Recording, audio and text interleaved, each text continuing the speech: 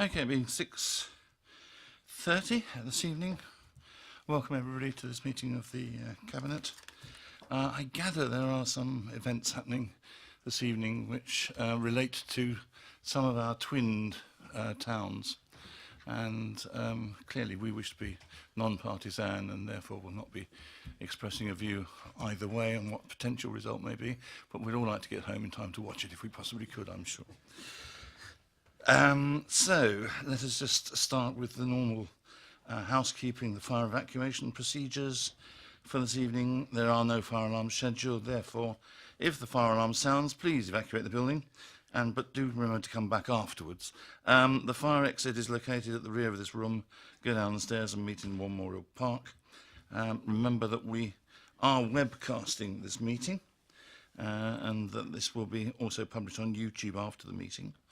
And I'm assuming that we are webcasting, are we? Good.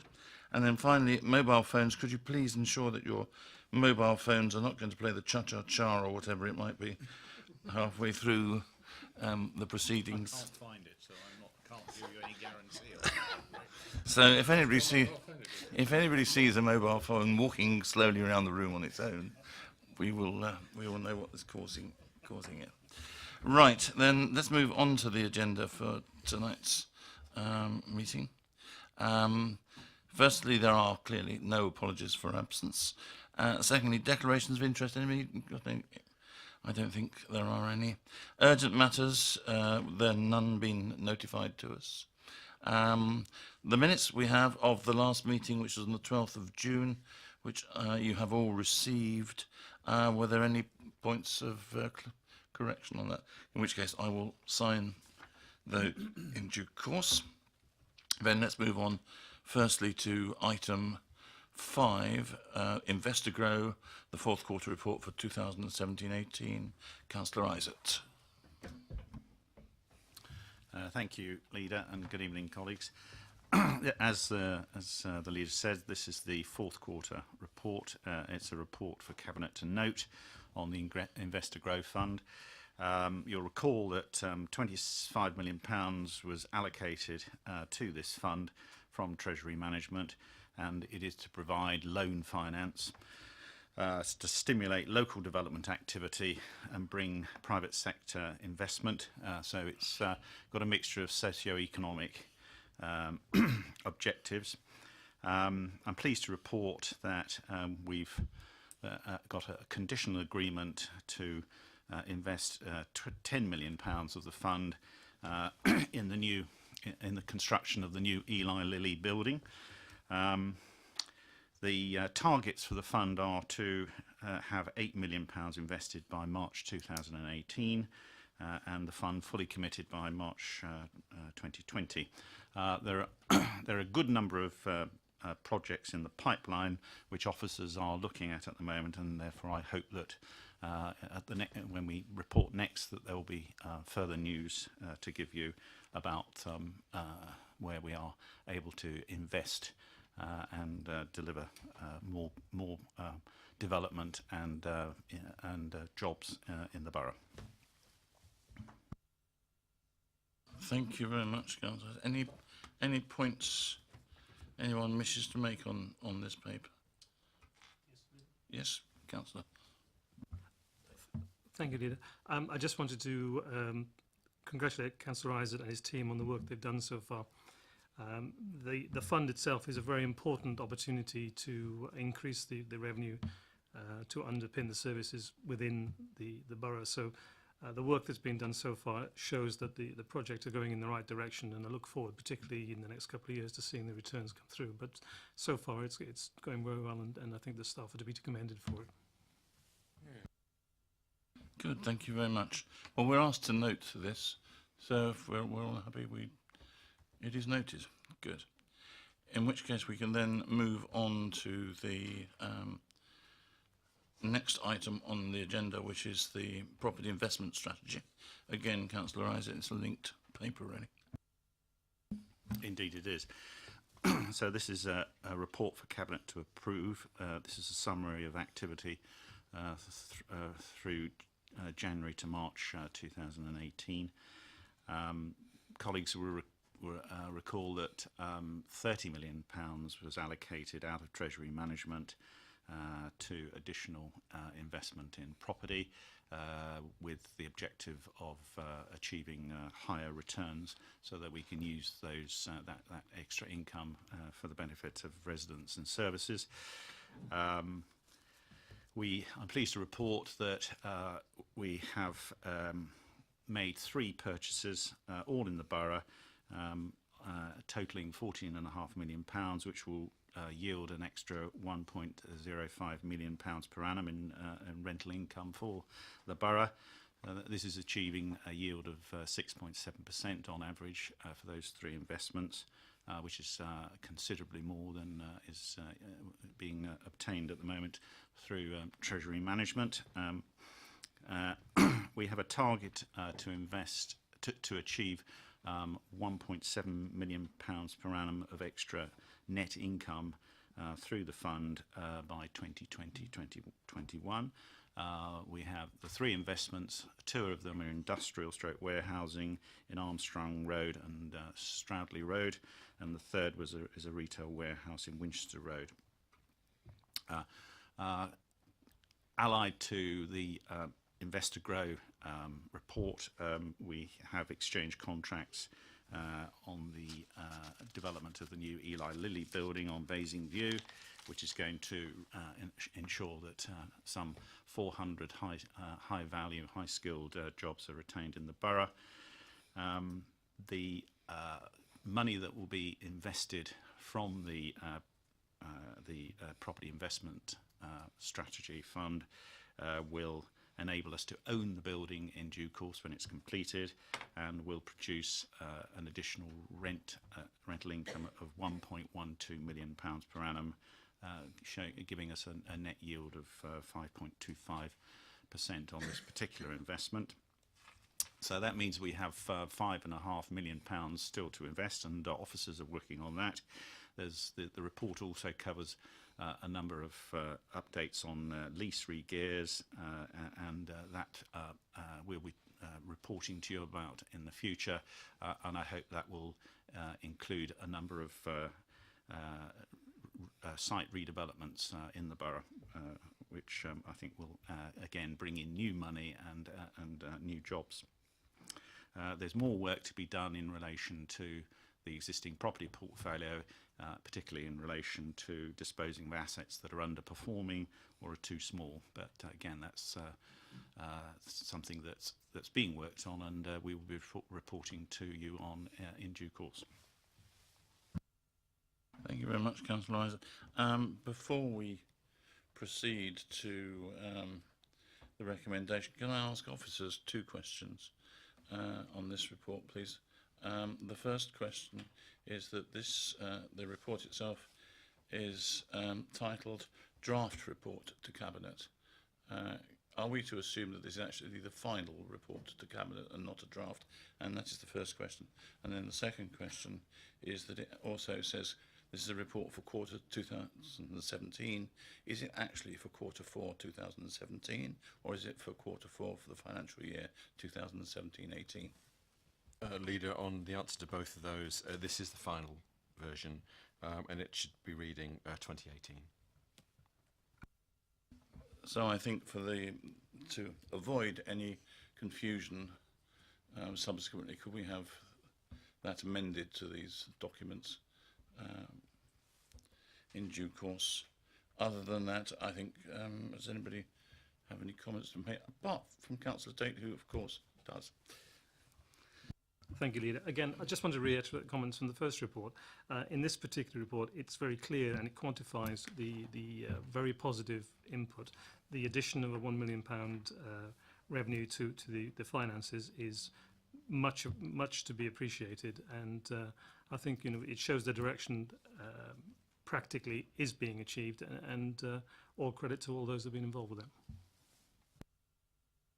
I agree. Excellent. It's a good piece of work. Right, so we are happy to approve that. Excellent. Then let's move on to the next item, which is the Treasury Management Annual Report, which is yours, Councillor Tate. Thank you, Leader. Just a brief comment. This is the annual report. And I'm pleased that within this report we can indicate there is a positive balance for the year from the Treasury Management Strategy of £122,000 above forecast. In achieving that, we have also maintained our position when being externally assessed as being a very high-performing borough, both in terms of the security of investments and the returns. We are very much in the top quartile of performance. Returns were slightly down against forecast at 1.62% against a forecast of 1.83%, and in doing that you can clearly see the value of the other investments we're making at 5% plus to balance these quite low treasury management returns. So again, it shows the clarity of how we've achieved a very balanced portfolio investment at a time with diminishing returns in the financial marketplace. I think the team have performed very well to achieve these goals, and I'm sure that we'll be looking to continue that in the future. So a positive year in terms of treasury management, slightly ahead of financial forecasts, but with slightly diminished returns, but overall a good year. Thank you. Anybody else? Any other comments? Because otherwise I think it speaks for itself. Difficult climate in which to work at the moment, and it just proves the value of making the decisions that we did do a few months, years ago, to make the appropriate strategic switch in handling of our investments. Good. Then onward we go to, again with you, Councillor Tate, the that is, by the way, that last one we'll recommend to Council to note that just for the purposes of the record. We then move on to the Local Infrastructure Fund. Again, yourself, sir. Thank you, Leader. This is a request for an additional £75,000 to a £343,000 already allocated lift fund for the Melrose Community Centre development in Popley, and comes to Cabinet because the total amount is above the required limit. The £75,000 is potentially to be supported by £25,000 from Hampshire County Council, which we are awaiting a decision on. But it allowed the 75k in terms of the overall budget allows the completion of the project. It is fundamentally supported strongly by the community in terms of the usage of the building and also by the officers. So I have no doubt from my point of view as looking after LIFT that this will be again a good use of LIFT, and in that its ring fence funds has no implication for any other LIFT activity. Councillor Mound, did you want to comment on this from the community point of view? Yes, I did, Leader. Thank you very much. I think absolutely to build on Councillor Tate's comments, the Melrose Community Association has been working very, very hard on building their business plan for what will happen after all these improvements have happened to the hall, delivering quite a lot of broad raft of services and activities for the local community. And I think it's really important to support a hall that perhaps has struggled as far as seeing how it sustains its future financially without these improvements. So absolutely with that in mind, strongly recommending that we support this release of extra money to complete the project. Anybody else? Good. Well, in that case, are we happy then to accept the recommendation that 75,000 is released from the LIFT monies for use in Popley West on the extending the Melrose Community Hall, and that should Hampshire award a grant of 25,000, then that will be reduced from 75 down to 50. On that basis, we're happy to go ahead. And that will be in July, I think, so sometime in the next few weeks. Excellent.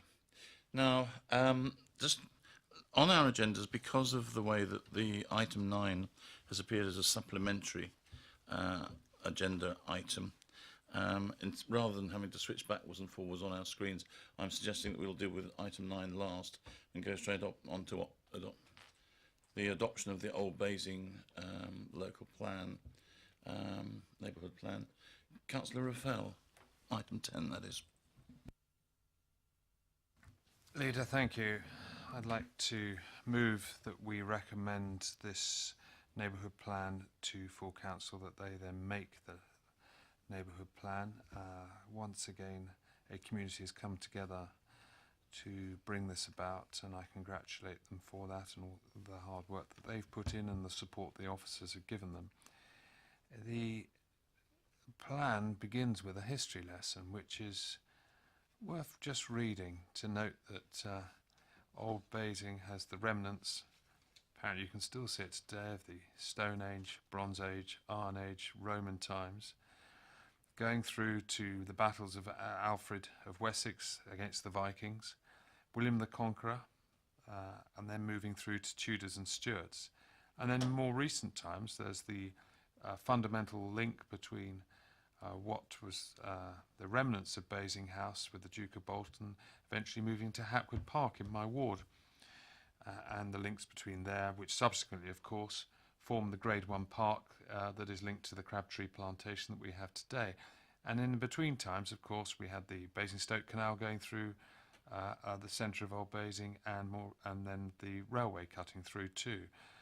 So, and then obviously the M3 motorway. So, a very important area for our borough to look at just the transformation that has gone on. Indeed, if you go to the church in Basing, you'll see one of the largest churches around, again with standards and I mean battle standards in there, giving the history of the time. So I congratulate them on the work they've done, and I hope that full council makes this neighbourhood plan and that it will be useful in guiding planning decisions for Old Basing and Lichbit in due course. Thank you very much, and thank you for the history lesson. I'm assuming that some of these relics you're not referring to are any of our members that you may find in that part of the world. So, are we? I mean, I think we're very happy, aren't we, to welcome the yet another neighbourhood plan to the list of ones that are going forward for recommendation. We're building up. I don't know how many we now have, or either completed or going through. It would be interesting to have that reported back at some stage, Councillor Raphael, if we could do. Yes. Just to, because it's an ongoing thing. There's several more that I'm aware of, and I think we're actually quite advanced compared with many other boroughs, many other districts in how many we've actually achieved. So that will be good to report. So we are asked, I think, to do two things, which I shall read out as soon as I've found them. There we go. To recommend, or rather that we formally make the Old Basing and Lichbit Neighbourhood Development Plan with immediate effect. No, we are formally recommending to full council that they make the neighbourhood plan. Well, that's what I thought. Well, that's what we're going to do. Yeah. Whatever it says. Right. Please. Okay. So, and then that the council should congratulate the local community and neighbourhood plan team on their work to develop the plan. Yeah. So just to clarify that, we are recommending to council that they should make it because that's what we've done with all the other ones. Good. Okay. We're agreed. Agreed. Then let us move on to item 11, which is the rather complex issue of many-down governance, which is to say the way in which the development of the many-down land that we jointly own with Hampshire County Council will be developed with our partner, our development partner, Urban and Civic, and how that will be organised and structured. It's quite complex. It has a list of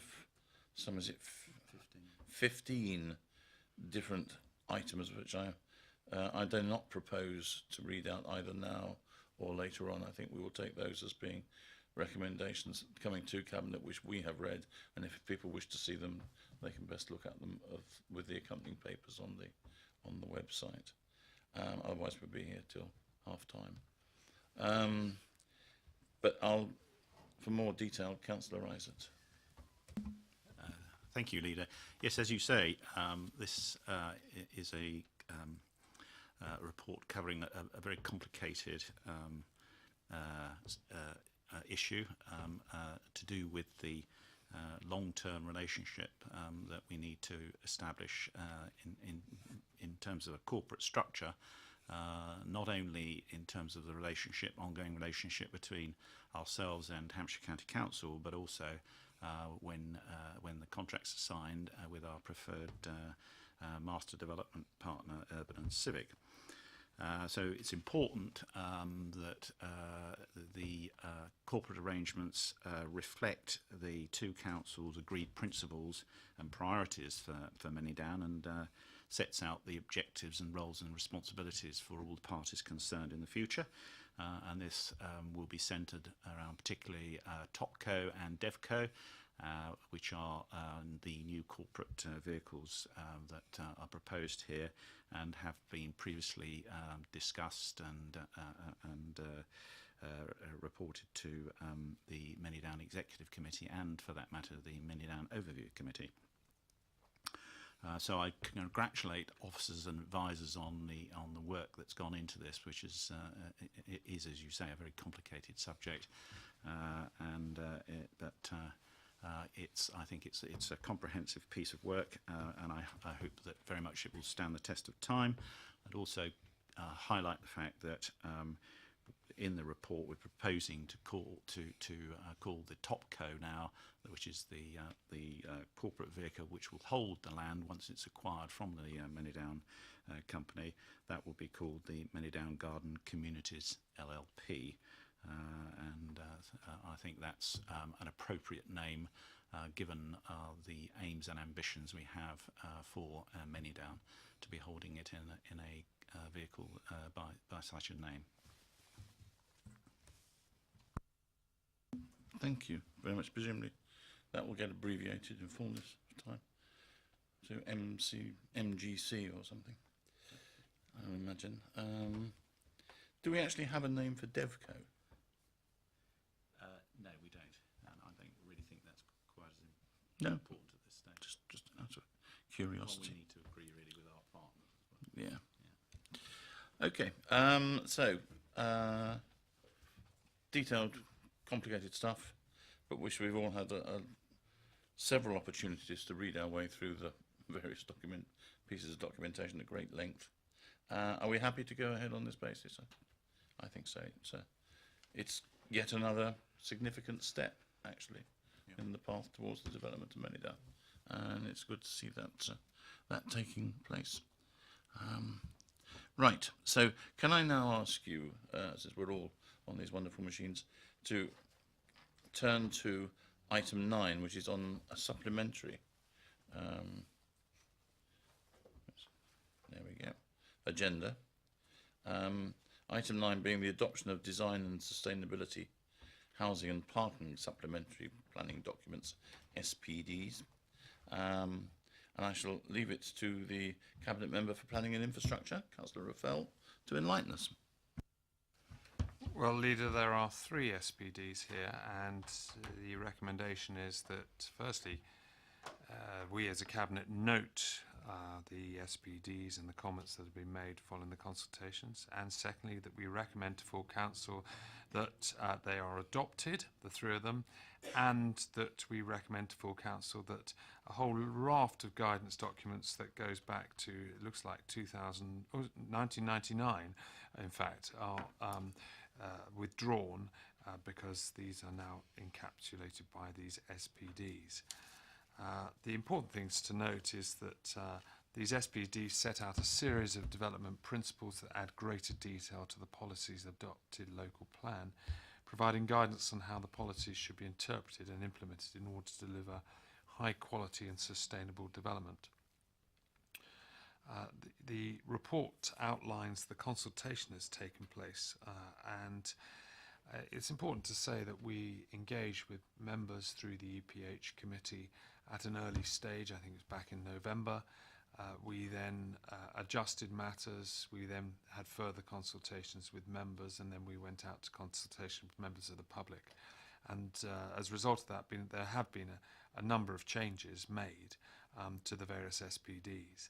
There's one final amendment that I'd like to make, that you'll see in the supplementary paper that there's a proposed amendment in 6.2 and 13.2 to the parking space standards, but each include the words, for example, as a result of viability or design issues. I'd like those words removed from the amendment to the SPD. So the removal of the words, for example, as a result of viability or design issues. But with those words removed, the proposed wording of the amendments is clear in saying what is required and what would have to take place if that requirement is not to be met or by any potential applicant. So that's the recommendation, Leader. Thank you very much. Any points to be made? I entirely agree with the removal of the clause. I think it was unnecessary and unnecessarily prescriptive, and therefore the simpler the better in those situations. So just to confuse everybody, the actual recommendation is on the original agenda, even though the paper that we're considering is on the supplementary agenda, and you will see it's actually quite a long recommendation. As Councillor Fell's already said, it's recommended that we note and comment on the contents of this report, which we've just done, and then we subsequently recommend to full council that a long list of supplementary planning documents be adopted. And again, because there are something like 15, 16, 17, 18 of them, I don't propose to read them all out. They cover quite a wide range of aspects, from design and sustainability, housing mix, lifetime mobility standards, the Central Area Action Plan, the Aldermaston Road Planning and Disposal Brief, a whole load of them. If people wish to have a look at them in detail, then they are available on the website. We're happy to recommend that to full council. Leader, can I just say, Please do. Question just now about the number of neighbourhood plans, and with the technical assistance that's been rendered to me in the course of speaking, we have 17 designated neighbourhood plans: Ashford Hill, Bramley, Berkeley, Clewiston, Eastwood, Hay. These are the areas that are looking for the match, I should say, designated neighbourhood plan areas.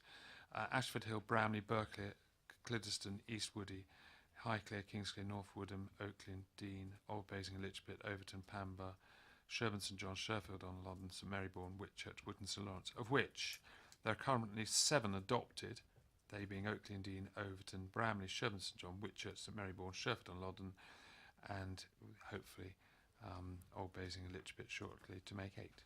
So that's the updated position. Well, thank you for that supplementary. And I think all it does goes to show is the amount of, because this is work which is being done by local people within the community, who they're not officers being employed to do this work. They're people who are doing it in their spare time voluntarily for the benefit of their communities. And I think that shows a very laudable approach to life in Basingstoke and Dean, and to making a contribution locally to the way that we it should be very much both applauded and the people involved should be thanked for making that effort. Good. That then concludes, I think, the agenda items for this evening. As it rolls up towards kick-off, I think I can bring this meeting to a conclusion. And good luck to both of you.